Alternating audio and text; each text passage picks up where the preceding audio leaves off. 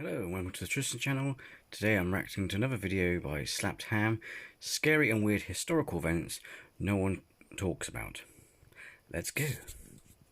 How you doing? I'm Callan and this is SlappedHam. The following bizarre mysteries are sure to freak you out. So hit that subscribe button and get ready for more scary content. Just like this.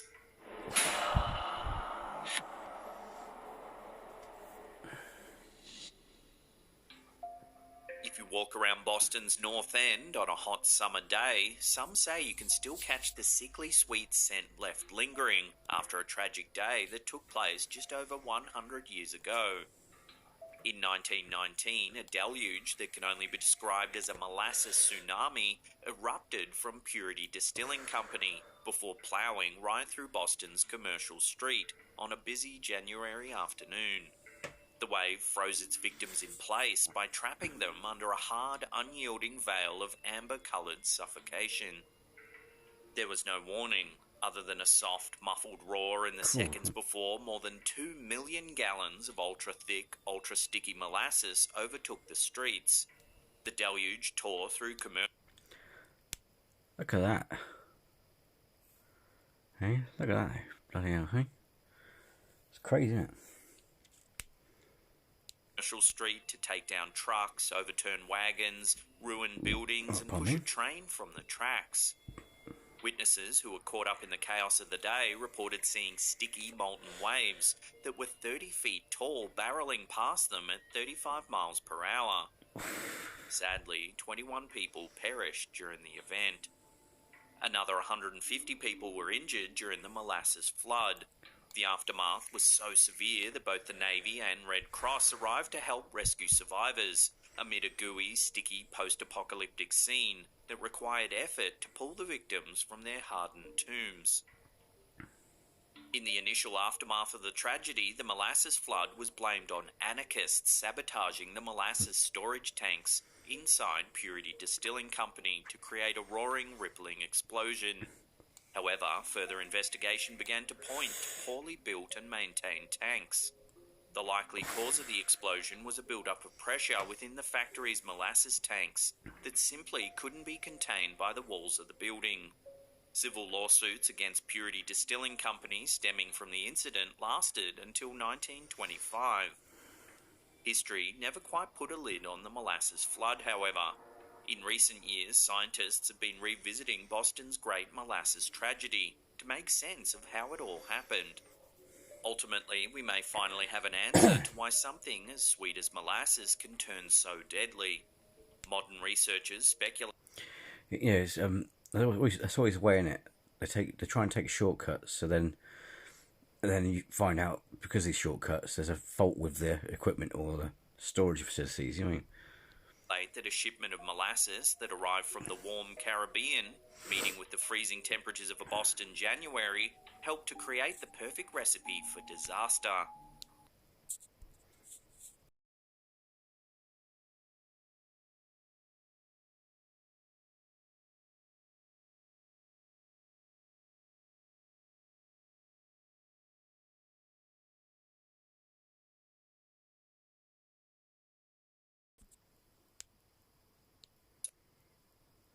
So deadly once it was in motion was that the liquid hardened as it moved.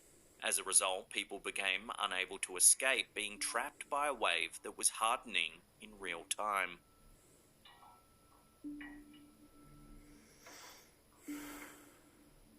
A television program that aired on BBC One on Halloween night of 1992 still has people questioning if what they saw was real 30 years after the fact. This program was so sensational and controversial that it never aired in the United Kingdom ever again. Ghostwatch was a 90-minute horror film shot in a documentary style that was inspired by the tale of the Enfield poltergeist.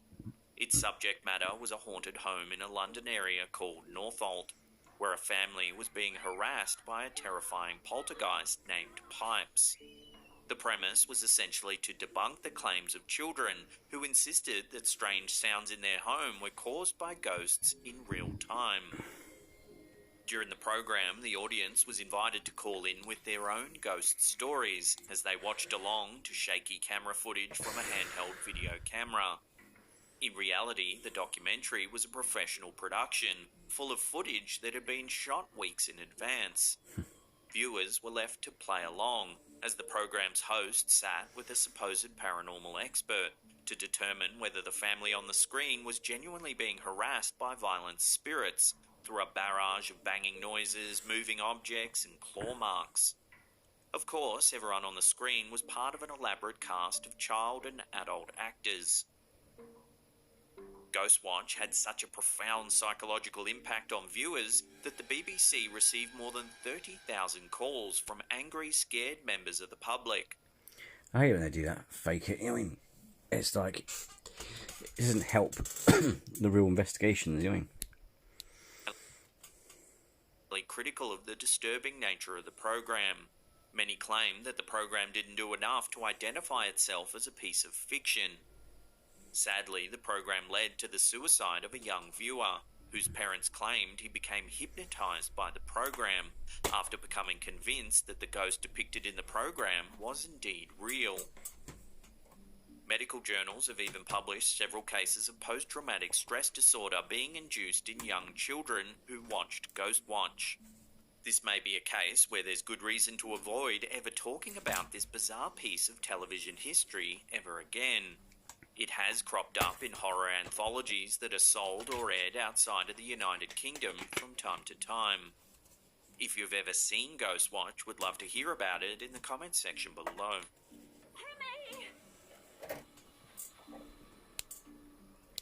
You said something about it not being aired, but I'm pretty sure I've seen it, because Ghostwatch just rings a bell from the 90s, I mean. Some events are so bizarre and impossible to explain that the collective subconscious of society tries to wipe the memory clean. However, the memory of the Beast of Gevoudan still prowls the French countryside. There was Looks like something from Critters, doesn't it? terror. Deep in the Marguerite Mountains of France, a series of attacks that took place between 1764 and 1767 by man-eating beasts with razor-sharp teeth created fear and terror. According to reports, more than 600 attacks resulted in 500 deaths and 49 injuries. The beast had a habit of attacking lone men, women and children as they tended to livestock on the outskirts of town. Curiously, there were several reports of the beast being killed before the attacks officially stopped. From the modern lens, the most likely cause of the attacks was not a supernatural being at all. During the 1700s, wolf attacks posed serious problems throughout Europe. The high death count associated with the Beast of Gevoudan likely points to the idea that packs of wolves were causing chaos in France's Marguerite Mountains before being scared off by wolf hunters searching for the supernatural beast. One theory that has floated around is that the creature was actually a red-coloured mastiff, wearing the hide of a boar that was sired by a villager named Jean Chastel. Notably, Chastel was a farmer and innkeep in Gevaudan in France, who was credited with killing the Beast of Gevaudan in Montmouchet during the summer of 17... You probably might mention it, but wasn't there a film made about called Brotherhood of the Wolf or something, where this beast was killing people and it turned out to be a farmer who put some sort of costume on it? Very good film. 1967. Oh, there you go. Yeah, he's about to mention it. Christopher Gans. A 2001 French film called Brotherhood of the Wolf that centred on the legend features Chastel as a character. However, some people have reviewed the ghastly incidents and have wondered whether wolves could have caused so much death and chaos. So the question remains whether something a little more sinister was stalking the Marguerite Mountains all those years ago.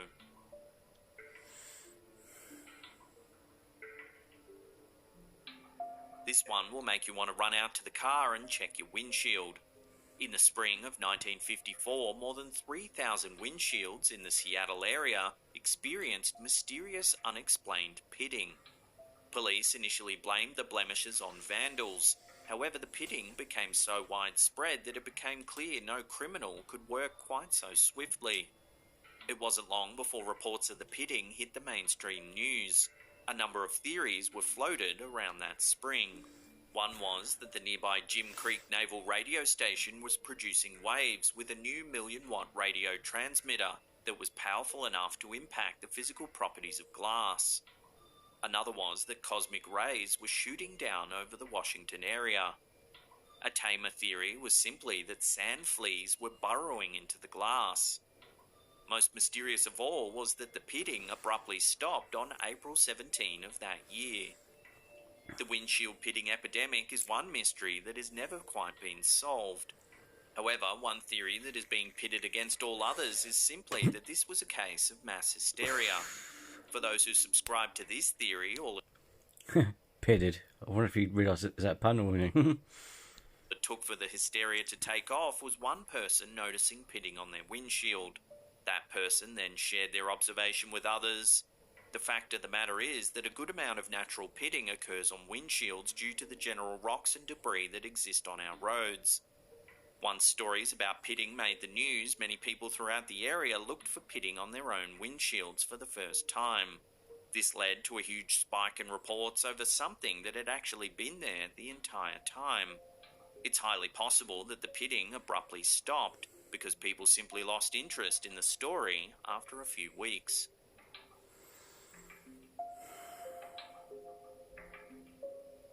This next forgotten tidbit of history was widespread enough that it touched royalty. During the Middle Ages, there was a recorded widespread psychiatric disorder that caused people to believe that they were made of glass. People afflicted with the fear lived in terror of shattering to pieces at any minute. King Charles VI of France was famously so afflicted by this preoccupation that he refused to allow people to touch him out of fear that he would shatter. He also supposedly wore special protective clothing. The glass delusion was so prevalent that it was mentioned in the works of famous authors like Miguel de Cervantes, Constantine Huygens, René Descartes, and John Locke. From today's lens, the fear of being made of glass can be seen as a manifestation of anxiety. It's not all that wild to consider that people had lots of anxiety regarding physical well-being and death during a time of disease and pestilence back in the Middle Ages. While the idea of shattering like glass is an obvious manifestation of a fear of death, it's very likely that the fear of falling apart if touched was a subconscious protective measure against catching illnesses.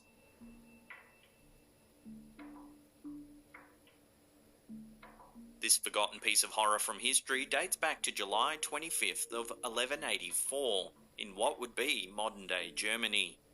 A number of nobles from throughout the Holy Roman Empire had gathered in Erfurt for a meeting across from the Church of St. Peter as part of King Henry VI's attempt to neutralise a feud between Archbishop Conrad of Mainz and Louis III, Landgrave of Thuringia. During the meeting, the weight of the crowd caused the wooden floor in the hall to collapse directly into the latrine beneath it. During the horrifying event, more than 60 nobles and meeting attendees were sent to their deaths to drown in suffocating liquid excrement. Among the dead nobles were Frederick von Abenberg, Heinrich von Schwarzburg, Heise Gottsmar von Ziegenhain, Burkhard von Württemberg, and Frederick von Kirchberg. Many of the survivors avoided getting sucked into the foul pit by clinging to the rails and windows until rescuers could arrive. By luck, King Henry's positioning within a stone alcove allowed him to be spared.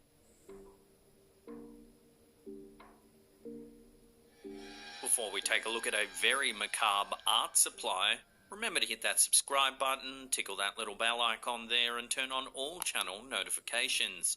That way you'll be in the loop every time we drop our scary and mysterious videos. Also, remember to get that like button in a headlock and noogie its little noggin. During the 16th and 17th centuries, artists had a very colourful way of sourcing a special brown pigment that was a favourite of the famed pre-Raphaelite Brotherhood that included English authors like William Holman Hunt, John Everett Millay, Thomas Woolner, Frederick George Stevens, Dante Gabriel Rossetti, William Michel Rossetti, and James Collinson. The hue was a mix that fell somewhere between burnt umber and raw umber that happened to have an especially good consistency for fleshy tones and shadows. However, it wasn't necessarily the colour of this pigment that made it so striking. What really stands out about this hue is the way it was sourced. Mummy brown was comprised of white pitch, myrrh, and the actual remains of Egyptian mummies. Both human and feline remains were used. In some cases, the ground-up remains were sourced from the Guanche mummies of the Canary Islands instead of Egyptian mummies. Mummy brown was so in demand during its heyday that the need for it often outpaced the available supply of authentic Egyptian mummies. This led to some interesting practices among suppliers. In many cases, mummy sellers substituted modern-day corpses of slaves and criminals for genuine mummy remains. The demand for mummy brown eventually died down significantly by the start of the 20th century. In fact, it had essentially dried up by 1900. Imagine if you used that at art class at school and then you found that out. You'd be like, what? Obviously, these days you'd be using synthetics and stuff like that, but you know what I mean? Artists looking to experiment on canvas with mummy brown today can still use formulas that recreate the same hue without being sourced from actual remains. Today's mummy brown is made from kaolin, quartz, geothite and hematite, a somewhat more palatable mix.